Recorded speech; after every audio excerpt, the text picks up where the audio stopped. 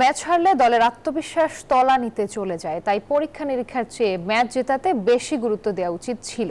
পাকিস্তানের বিপক্ষে সিরিজের শেষ টি-20 ম্যাচ নিয়ে এমন পর্যবেক্ষণ খালেদ মাসুদ পাইলটের।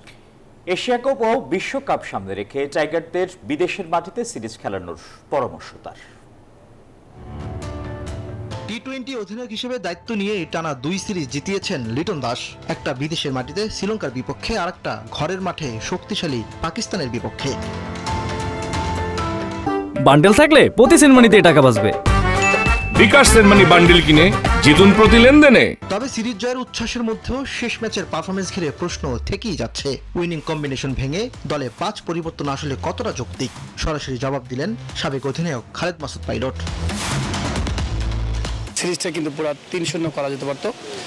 ইম্প্রোভাইজ একটু বেশি হয়ে গেছে, এত বেশি চেঞ্জ না করে একটু ফাইন টিউন করলে হয়তো হতো। এই ধরনের ম্যাচগুলো জিতলে পরে টিমের মধ্যে আমার মনে হয় যে একটা হেলদি কনফিডেন্সটা আসে। মিরপুরের উইকেট নিয়ে বরাবরই বিতর্ক থাকে।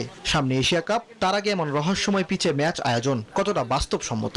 এরকম উইকেটে খেলে আপনি যে কোনো ওয়ার্ল্ডের বড় বড় দেশ নিয়ে আসেন, অস্ট্রেলিয়া বলেন, নিউজিল্যান্ড বলেন, ইংল্যান্ড বলেন, তারা কেউ কিন্তু এখানে খেলতে পারবে না। তাদের সাথে আপনি 100% আমি বলে রাখবো যে তাদের সাথে ম্যাচ জিতবেন, বিকজ এরকম উইকেটে তারা খেলে অভ্যস্ত না। কারণ টি-20 ফরম্যাটে যেসব প্লেয়াররা খেলে তারা সব ফ্ল্যাট উইকেটে 300 রানের খেলা খেলে। নাইম শেখকে নিয়ে বিতর্ক নতুন নয়। এক ম্যাচে ঝলক, পরের 5 ম্যাচ নিস্তব্ধতা। এটাই যেন তার চেনা রূপ। ওপেনিং এ তাই তানজিদ তামিম, ইমনকে আরো বেশি সুযোগ দেওয়ার পক্ষে পাইলট।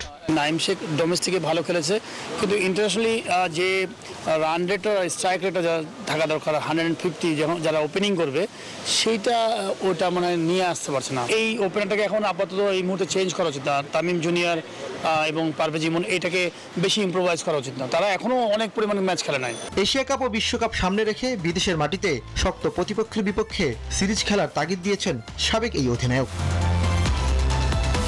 ইমরান হোসেন, নিউজ 24, ঢাকা।